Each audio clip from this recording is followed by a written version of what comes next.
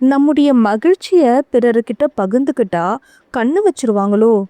இதெல்லாம் உண்மைதானா அப்படின்னு நம்ம நண்பர் ஒருவர் கேக்குற கேள்விக்கு நம்ம ஐயா என்ன பதில் சொல்றாருன்னு பார்க்கலாமா? ஐயா, இப்போ நமக்கு ஏற்படும் மகிழ்ச்சி, நல்ல நிகழ்ச்சிகள், சந்தோஷமான நிகழ்ச்சிகள், அதெல்லாம் வெளியே எல்லாம் கூட பகிர்ந்துக்கலாமா? பகிர்ந்துக்கிடுங்க. பகிர்ந்தோன்னா அவங்களையும் மகிழ்ச்சி அடைய வைக்குங்க. அதாவது ஓஷோ கான்செப்ட் ஒன்று இருக்கு. அவர் என்ன சொல்றாருன்னா, அப்படி பகிர்ந்துக்காதுன்றாரு. உன் மகிழ்ச்சியை உன்னோடய வச்சுக்கோ, அதுதான் பலம். துன்பத்தை பகிர்ந்துக்கணுங்கிற. ஆமா, நமக்கு அதுதான் பலம்ன்றாரு. நீ வெளியே பகிர்ந்தீங்கன்னா சில பேர் சந்தோஷப்படுவாங்க, சில பேர் நம்ம ஐயோ இவன் வைத்தறிச்சல்படுவாங்க, இப்படிலாம் இருக்கா, நம்மளால முடியலையே, இப்படி நினைக்கும் போது அந்த வைப்ரேஷன் நம்மளை தாக்குன்றாரு அவர். இல்லை, அதாவது நீங்கள் பகிர்ந்துக்கிடுறதுன்னு சொன்னால் அவங்களையும் மகிழ்விக்கிறதுக்காக பகிர்ந்துக்கிடுங்க. நீங்கள் உங்களை மகிழ்விக்கிறதுக்காக பகிர்ந்துக்கிடக்கூடாது. அவங்களுக்கு உதவிகரமாக இருந்ததுன்னா பகிர்ந்துக்கிடுங்க. எதை பகிர்ந்தாலும் அவங்களுக்கு பிரயோஜனப்படணும் இல்லையா?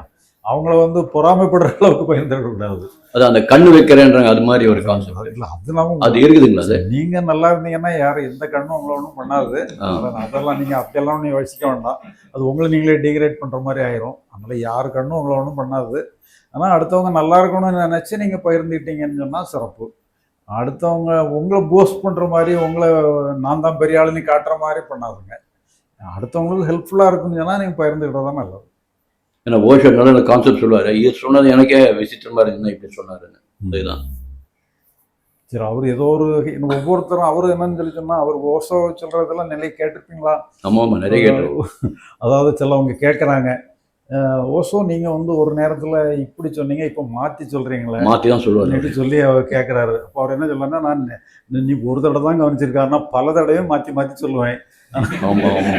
நீ என்னையே ஃபாலோ பண்ணவே கூடாது. என்னை ஃபாலோ பண்ணான்னு சொன்னால் நீ கிறுக்கனாயிடுவான். அதனால் என்னை ஃபாலோ பண்ணக்கூடாதுங்கிறக்கா நான் இந்த நேரத்துக்கு ஒன்றெல்லாம் சொல்லுவேன். ஆனால் இப்போ நீ என்கிட்ட இதே கேட்கக்கூடாது. நீங்கள் நேற்று ஒன்று சொன்னீங்களா, இன்னைக்கு ஒன்று சொன்னீங்களா, என்கிட்ட கேட்கக்கூடாது. நான் நேற்று 4 சொல்லியிருப்பேன், இன்னைக்கு 14 சொல்லுவேன். அதனால் என்னையை நான் ஒரே மாதிரிலாம் சொல்லவும் மாட்டேன்னு சொல்லி அவர் அப்படியே சொல்லிடுவாங்க. அதனால் நீங்கள் எது உண்மை எது பொய்ன்னு எல்லாம் அவரை வச்சு எடுத்துக்கிடவே முடியாது. அது இது உங்களுக்கு எது சூட்டபுளாக இருக்கோ அதை எடுத்துக்கிடுங்க. கண்ணு வைக்கிறது அது இருக்காது. அதெல்லாம் நீங்கள் ஏன் அதை இருக்கீங்க? எதுவுமே ஒன்றும் பண்ணாது. நீங்கள் என்ன ஒன்றாலும் பண்ணிட்டு போட்டோம்னு சொல்லி நீங்கள் நல்லா நீங்கள் எடுக்கிறீங்கன்னு சொன்னால் அவங்க கண் வைக்கிறாங்களோன்னு நினச்சி தான் நீங்கள் உங்களை நீங்களே டிகிரேட் பண்ணிக்கிடுறீங்க. எதுவுமே உங்களை ஒன்றும் பண்ணாதுன்ட்டு எடுத்துக்கிடுங்க. நன்றி ஐயா.